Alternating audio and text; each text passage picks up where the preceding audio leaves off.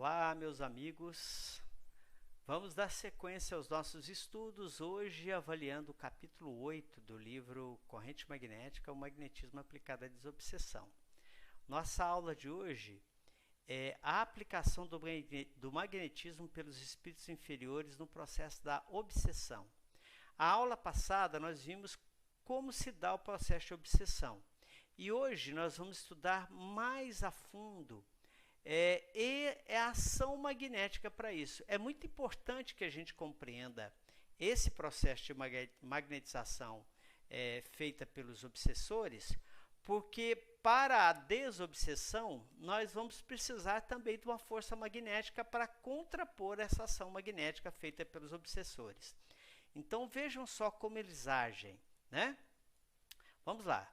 Como é a ação dos magnetizadores do mundo espiritual? Lembremos, o obsessor ele pode estar tanto encarnado quanto pode estar desencarnado, mas é mais comum a gente sofrer influência sem se dar conta, sem perceber facilmente, pelos obsessores desencarnados. Olha a dominação magnética como se dá.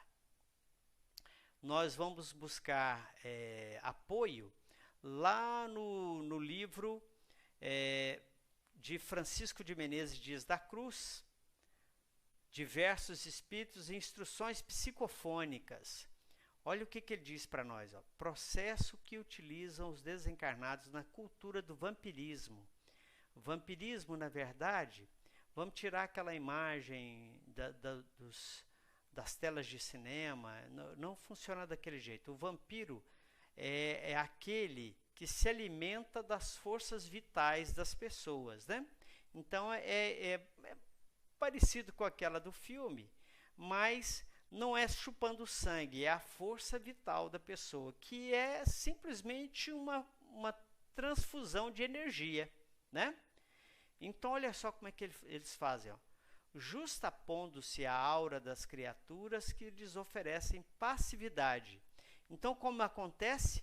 É uma justaposição na aura, a aura de um com a aura do outro, mas com detalhe, somente daqueles que oferecem passividade, né? Sugando-lhes as energias. Quando acontece a superposição ou a justaposição, eles acabam sugando as energias. Senhoriam-lhes as zonas motoras e sensoriais, inclusive os centros cerebrais em que o espírito conserva as suas conquistas de linguagem e sensibilidade motora, memória e percepção, dominando-as. Então, essa justaposição, ela, por semelhança, ela vai se encaixando órgão a órgão, do perispírito de um com o perispírito de outro, até chegar uma dominação da sensibilidade, da linguagem, da memória, da percepção, né? daqueles que está sendo subjugado.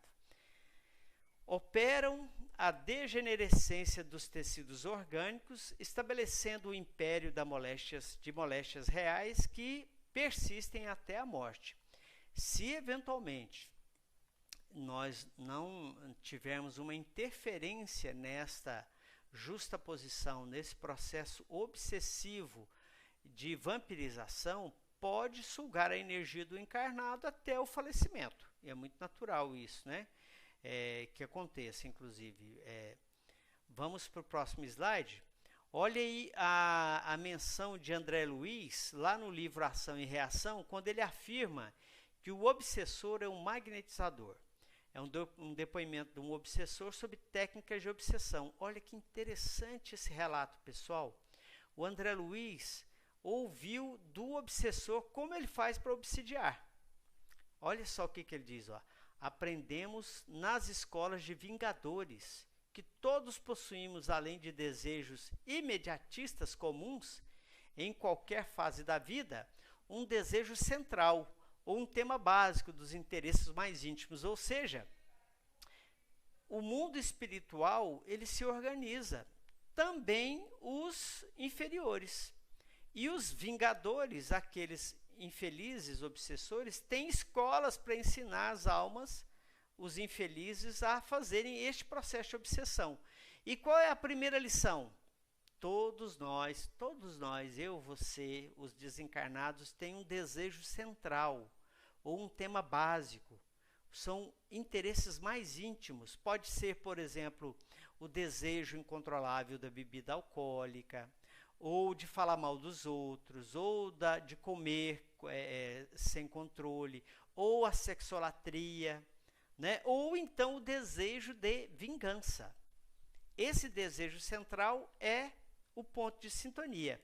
Então ele continua dizendo, ó, conhecido o reflexo desse ponto central da criatura que nos propomos retificar ou punir, eles se acham na condição de punidores e retificadores, é assim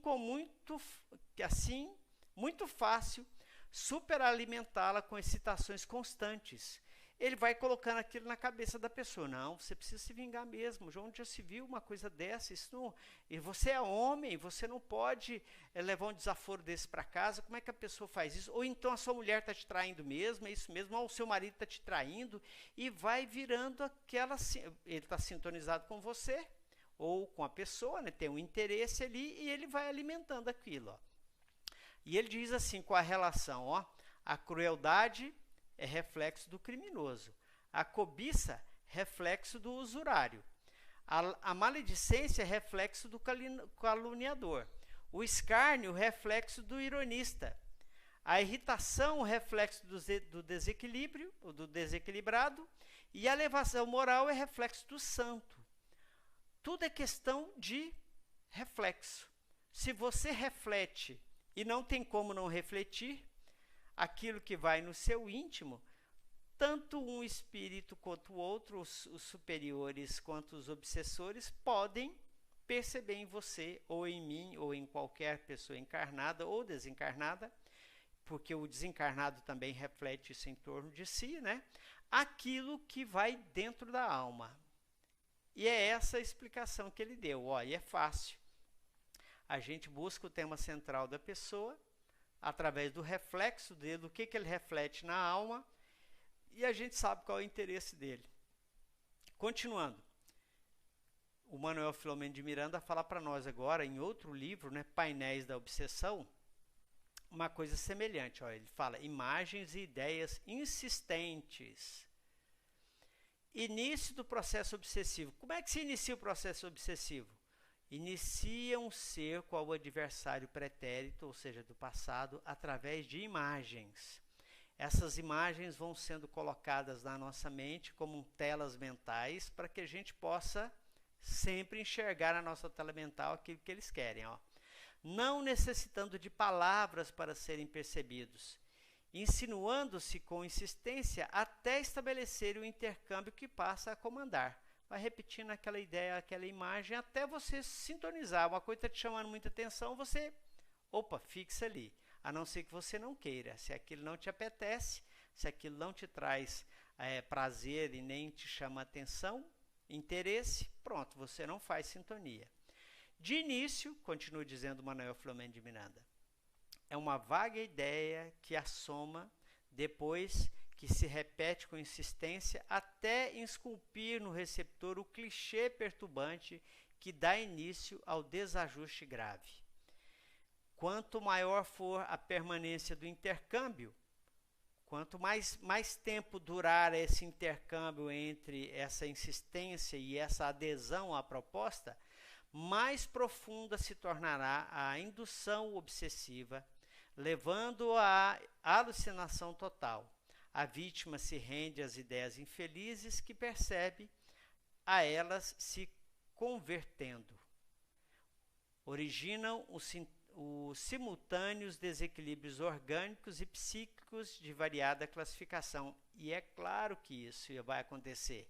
Se nós estamos encarnados num complexo humano, espírito, perispírito e corpo, e todos esses se justapõem e se interpenetram, quando o meu espírito é perturbado através desses clichês mentais e eu me faço adesão à proposta, logo o meu perispírito vai sentir o reflexo e vai passar para o corpo todos esses problemas, né? Aí você vai passar a não dormir, a comer menos, até a sentir sintomas de dores que às vezes são aquelas tidas doenças fantasmas, são provocadas por esses clichês mentais, muitas vezes, né, por essa perturbação obsessiva. Ao cerco espiritual, e agora Joana de Anjos, no livro Alerta, falando para nós, ó, a ideia enfermiça, ou seja, aquela perturbadora, né, sem contornos definidos, alcança os painéis mentais sutilmente. Assim, vai passando como se fosse uma vaga ideia, uma coisa que está chegando ali sem se dar conta. Se recusada, apaga-se em névoa diluente para repetir-se com maior intensidade até alcançar correspondente vibratório na mente receptora, que passa, a largo prazo, a submeter-se ao impositivo que termina por dominar. Então, essa ideia enfermiça ela vai sendo sugerida aos poucos, como se nós estivéssemos passando de um clima frio para o quente, ou vice-versa, de forma muito sutil, até a gente se acostumar, ou então se você recusa, e a recusa sendo persistente, eles podem atacar de outra forma. Se não achar guarida em nós, a perturbação nem chega. Mas nós estamos avaliando aqui como que essa ideia enfermiça acaba por tornar as pessoas adesas ou associadas a um processo obsessivo, né? Continua o cerco espiritual aí, ó. Mudança de técnica. Desde que o agente obsessivo é persistente no plano negativo, ele muda de técnica toda vez que repudiado, mantendo rigoroso cerco em torno de quem lhe padece a influência, até dobrar a vontade resistente, caso esta não se fortaleça em valores morais e espirituais. Por isso que é importante a gente mudar o tônus vibratório. Se nós temos uma técnica obsessiva sobre nós, com uma ideia persistente, e nós não ocupamos a nossa mente com outra coisa que seja para contrapor essa ideia, provavelmente nós seremos presa fácil. A ideia, então, é fortaleça os valores morais e espirituais com a prece, com o culto no lar, com a boa leitura e tudo mais que a gente sabe, né, desse processo. Mas vamos continuar aqui, ó. Mentes viciadas com mais facilidade aceitam as sugestões morbíficas que lhes são insufladas.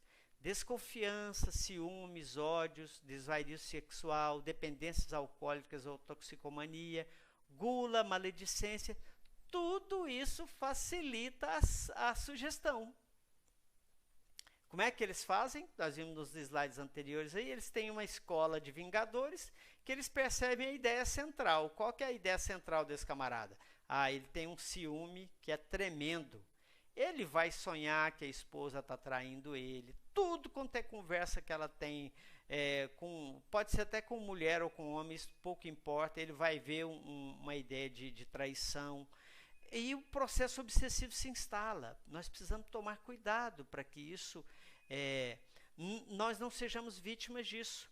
Por isso que o processo de reforma íntima, o buscar avaliar-se constantemente e ter propósitos de mudança é muito importante, como vacina, né?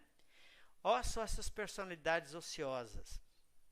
São mais suscetíveis em razão da mente vazia, sempre a colher o que lhe apraz, deixando-se conduzir pela personalidade dos seus afins desencarnados. Mente vazia é a oficina do malfeitor. Esse é um ditado que nós todos conhecemos, né? Como é que processa, então, a ação hipnótica durante o sono? Essa vez agora é a Ivone do Amaral Pereira, lá no livro Recordações da Mediunidade, que nos diz. Ela fala assim, ó, as ações hipnóticas são aquelas que ocultamente solapam a vontade do obsidiado através de uma sugestão continuada ou contínua, ininterrupta, exercida principalmente durante o sono do paciente, transformando-se em hipnose maléfica. Assim, submetida à ação oculta do obsessor, o obsidiado aparecerá pessoa comum ao obsessor, mas em verdade se tornou um antômato que descerá ao crime ou ao suicídio, se aquele assim o o ordenar. É muito triste esse tipo de comportamento e qualquer um de nós está sujeito a essa ação hipnótica se nós mantivermos hábitos infelizes, facilitando como se fosse uma porta destrancada ou aberta a entrada do malfeitor na nossa casa. Vamos continuar. Também na ação hipnótica, provocando alucinação e prostração. Essa vez agora, pessoal, é um livro fantástico. Quem não leu, leia. O livro chamado Libertação, do André Luiz, e psicografado pelo Francisco Cândido Xavier. O local que se passa esse processo é o lar de Margarida. Esse livro conta uma história de libertação. E a liberta será a Margarida e vários outros espíritos que estavam obsidiando no processo de salvaguarda, né, que André Luiz participa junto com outros benfeitores. Personagens desencarnados é o André Luiz, o autor, a Margarida, que estava encarnada, mas está nesse processo, né? Saldanha, Gregório e outros espíritos. Então vamos lá. Um resumo, tá, pessoal? No livro, o Corrente Magnética, o Magnetismo Aplicado à Desobsessão, tem um quadro maior desse flash, dessa ação hipnótica. Mas olha só o que coube para nós na nossa aula. Um dos insensíveis magnetizadores presentes, a insinuação de Saldanha, começou a aplicar energias perturbadoras ao longo dos olhos, torturando as fibras de sustentação. A Margarida estava encarnada e estava sofrendo a perturbação de ações de energias perturbadoras na altura dos olhos. Olha só que interessante. Não somente o cristalino, em ambos os órgãos visuais, denunciava fenômenos alucinatórios, mas também as artérias oculares revelavam-se sobre fortes modificações. Percebi a facilidade com que os seres perversos das sombras hipnotizam as suas vítimas, impondo-lhes os tormentos psíquicos que desejam. Complicadas operações sobre os olhos e o magnetizador, passou a interessar-se pelas vias de equilíbrio e pelas células auditivas, carregando-as de substâncias escuras, qual se estivesse doando combustível a um motor. Margarida, ainda que o desejasse agora, não conseguiria erguer-se. Então, a Margarida não era uma pessoa malfeitora, não era uma desequilibrada, era apenas uma pessoa que não tinha o hábito de se proteger. Como se nós estivéssemos falando de um vírus que vem de fora. Isso não quer dizer que eu seja bom ou que eu seja ruim, apenas invigilante, e está sujeito o vírus a entrar e o meu aparelho imunológico não dá conta de reagir com ele, né? Se eu não durmo bem, se eu não como bem, se eu me fragilizo, logicamente o meu aparelho imunológico não terá tanta condição de combater o vírus, que neste caso da Margarida era essa ação perturbadora. As energias chegavam ao aparelho visual e ela via as imagens perturbadoras que estavam sendo oferecidas para ela, né? Nesse outro livro agora, também do André Luiz, o livro chamado Sexo e Destino, nós vamos ver o lar de Marina. O local acontecido é o lar de Marina, o personagem é o Cláudio, a Marina, que estava encarnada, os dois, né? E os espíritos obsessores. Olha só que passagem também muito emblemática. Diante de nós, ambos os desencarnados infelizes, que surpreendêramos à entrada, surgiram de repente, abordando Cláudio e agindo sem cerimônia. Um deles tateou-lhe um dos ombros e gritou insolente: "Beber, meu caro, beber, quero beber." Uma passagem muito impactante, viu, pessoal? O assessor inconveniente repetiu a solicitação algumas vezes na atitude mesmo do hipnotizador, que insufla o próprio desejo, reasseverando uma ordem. O amigo sagaz percebeu-lhe a adesão tácita e colou-se a ele, De começo, a carícia leve, depois de carícia agasalhada, o abraço envolvente, e depois do abraço de profundidade, a associação recíproca,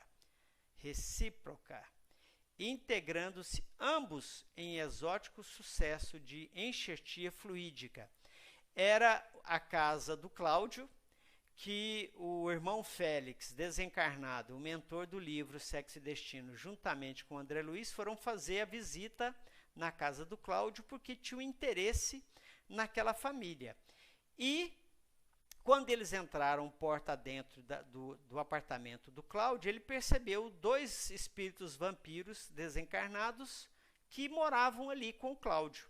E o Cláudio, então, simplesmente lendo um jornal, um dos vampiros chegou para ele e disse no ouvido dele, né, magneticamente influenciado, eles já tinham assimilação fluídica, e falou para o Cláudio: eu quero beber. Aí o Cláudio deu aquela secura na garganta, levantou e foi pegar um copo para beber. Ou seja, mesmo dentro de casa, seja em qualquer lugar, quando você bebe, provavelmente você não estará sozinho. Como aquele vídeo do sozinho que a gente conhece, né? Ninguém está sozinho nesse processo, nem para o bem nem para o mal. Sempre nós teremos patrocinadores conosco. E esse caso, então, é um processo de vampirização, é a adesão tácita que nós vamos enxergar e nós vamos verificar ali. Livro também muito recomendado para todos nós, tá? Vamos lá, então. O que é, então, a sugestão pós-hipnótica? Vamos ver o que ele diz para nós. Olha só que texto o de Emmanuel no livro Pensamento e Vida. Sugestões pós-hipnóticas. Muita vez a mente obsidiada se assemelha à chapa de ebonite. Ebonite é esse que grava o disco, né? Arquivando ordens e avisos do obsessor, notadamente durante o sono habitual, quando liberamos os próprios reflexos sem o controle de nossa consciência limiar. Ordens e avisos que a pessoa obsessa atende de modo quase automático, qual um instrumento passivo de experiência magnética no cumprimento de sugestões pós-hipnóticas. O que é uma sugestão pós-hipnótica, então? É aquela que a gente sofreu o processo hipnótico e vai ficar gravado na nossa mente como uma chapa dessa que o Emmanuel está dizendo aí, ó, que quando a gente acorda, aquilo vai ficar repetindo na nossa mente, como sugestões subliminares, né, que a gente poderia chamar assim também. É assim que se formam estranhos desequilíbrios que, em muitas circunstâncias, concretizam moléstia e desalento, aflição e loucura, quando não plasmam a crueldade e a morte. O que são formas pensamentos? Qual e que ação podem exercer sobre nós? Forma pensamento, o que vem a ser isso? Olha só como é importante a gente ter este conhecimento também, para no momento dos processos de desobsessão, quando o dirigente, por exemplo, chama a nossa direção, a nosso comando, para combater as formas de pensamento, veja como é importante este combate. Técnica obsessiva de clichês mentais. O Ernesto Bozano, em Pensamento e Vida, fala para nós assim, ó: o corpo mental, graças ao impulso do pensamento, exterioriza uma fração de si mesmo. O que é o corpo mental? É o seu próprio perispírito, né? Exterioriza uma fração de si mesmo que toma forma correspondente à intensidade vibratória. Ele, como a imagem está mostrando para nós aí, ele cria determinados quadros mentais, projetando aquilo que vai no ímbo da nossa alma. Assim é que se produz uma forma de pensamento, que é, de certo modo, uma entidade animada de intensa atividade, a gravitar em torno do pensamento gerador. Ela fica sendo alimentada por nós. Volteia, então, ao derredor do seu Criador, pronto sempre a reagir benéfica ou maleficamente cada vez que sinta em condições passivas. Então, esses clichês mentais, eles são provocados por nós e, eventualmente, como a gente viu no slide anterior, depois da situação pós-hipnótica, esses quadros mentais vão se repetir de forma infeliz, obsessiva, e vão estar povoando em torno de nós, né? E é facilmente identificável pelos videntes, pelos espíritos encarnados e os desencarnados, né?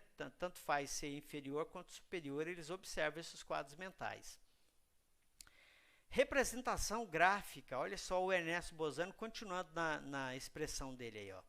A usura, a ambição, a vaidade produzem formas retorcidas, como que dispostas a apreender o cobiçado objeto.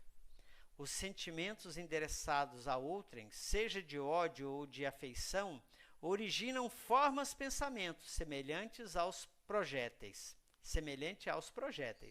A cólera, por exemplo, assemelha-se a zigue-zague de raio. O medo provoca jactos de substâncias pardacentas, quais salpicos de lama. Ou seja, eles tomam esse tipo de pensamento, esse tipo de irradiação mental, ele toma forma específica, né?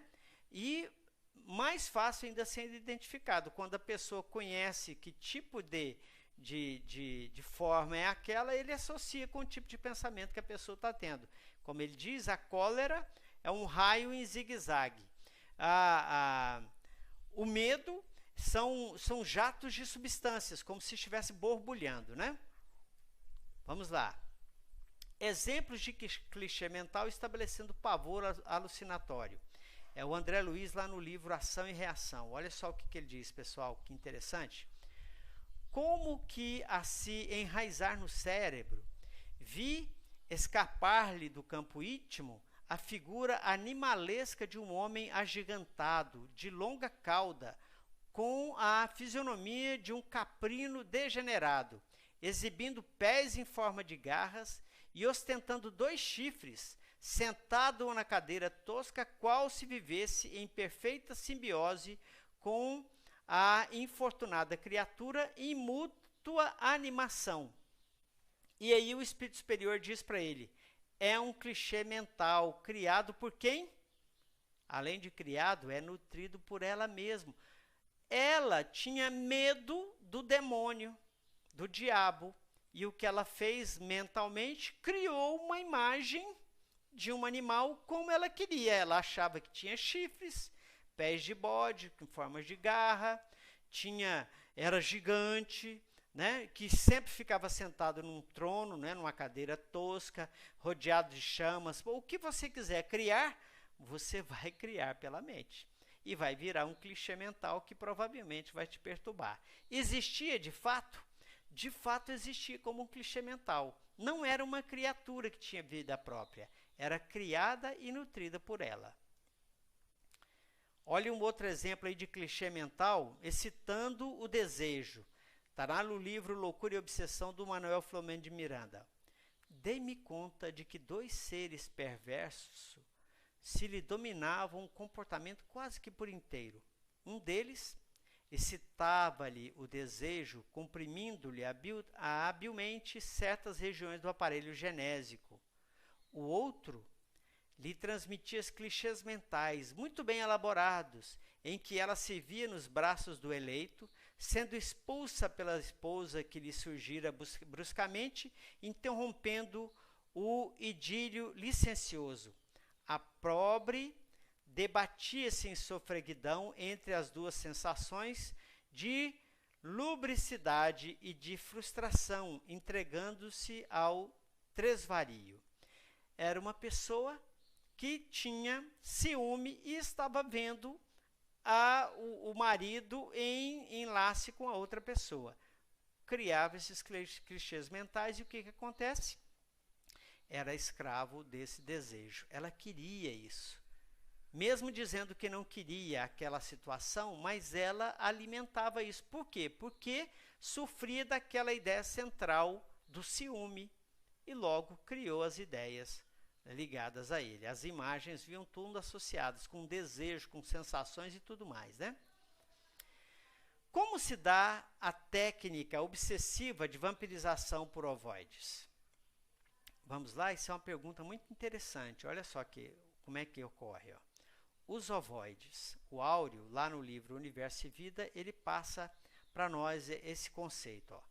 Quando a revolta se cristaliza no monodeísmo, ou seja, uma ideia única, apenas uma ideia, onde as ideias fixas funcionam como escoadouros de energia, em excessivo dispêndio de forças vitais, pode o espírito chegar facilmente à perda do psicossoma, ovoidizando-se, caso em que se reveste tão só da túnica energética mental, à maneira de semelhante ou de semente em regime de hibernação.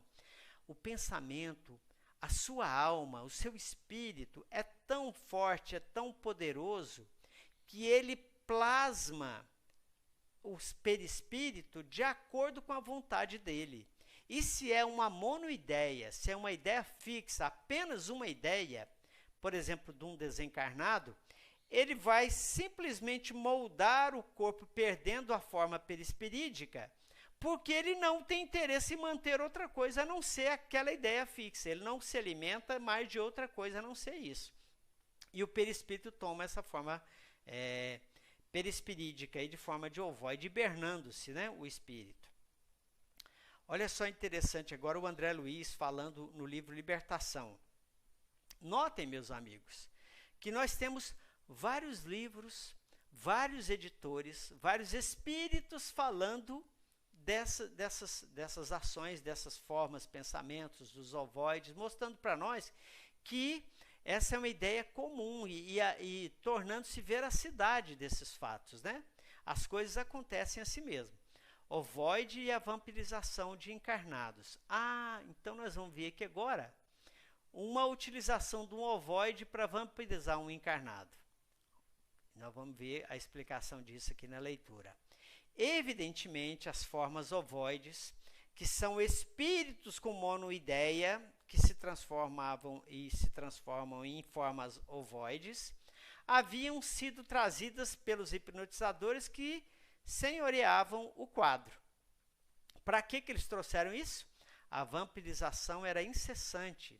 As energias usuais do corpo pareciam transportadas às formas ovoides, que se alimentavam delas automaticamente num movimento indefinível de sucção.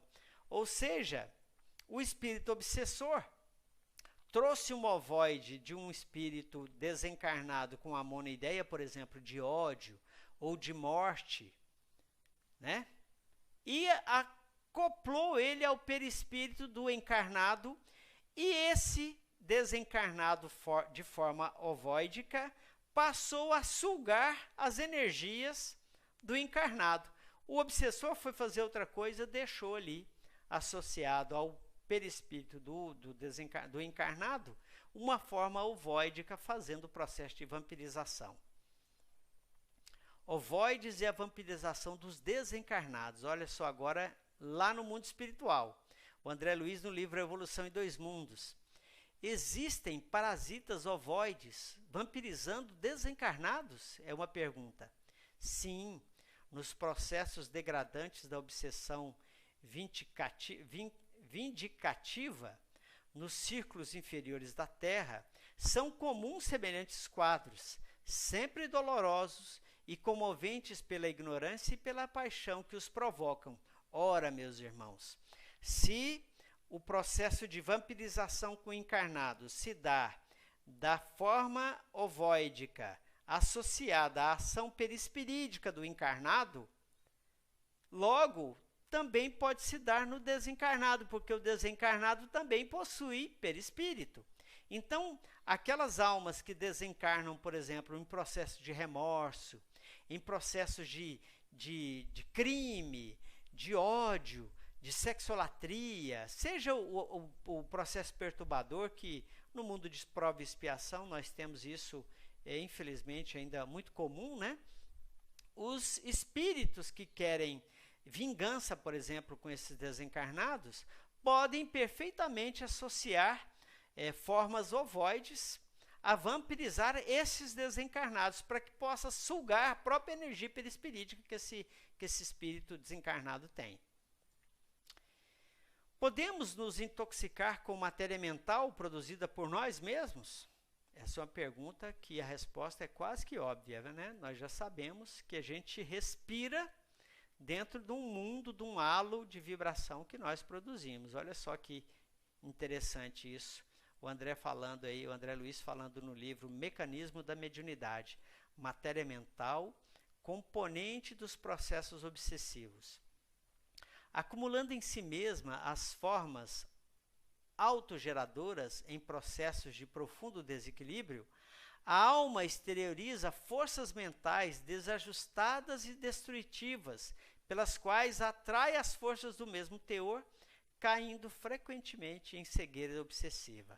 Então, nós nos alimentamos desse processo como se nós estivéssemos respirando esse ar que nós estamos respirando aqui agora, né? Então, esse tipo de pensamento vai retroalimentando nós e retroalimentando-se, até a gente se estar sujeito a um processo obsessivo de terceiro, porque existe a auto-obsessão também. Às vezes a gente não tem um espírito associado às nossas perturbações. E os espíritos inferiores, os que vampirizam, os que perturbam, eles são tão inteligentes na economia de energia que quando eles percebem que o indivíduo que eles querem perturbar se auto-perturba, ele deixa ele lá por conta dele mesmo. Ele não precisa gastar tempo com ele, né? Então, a autopiedade, o vitimismo, né? Esse sentimento de menos-valia, tudo isso é auto-obsessivo. Tudo isso é auto-obsessivo, perturbador, e a gente fica respirando esse tipo de coisa, esse tipo de sentimento, e vai dar margem ou a essa auto-obsessão pura e simplesmente, ou a processos de obsessão, vampirização e tudo mais, né?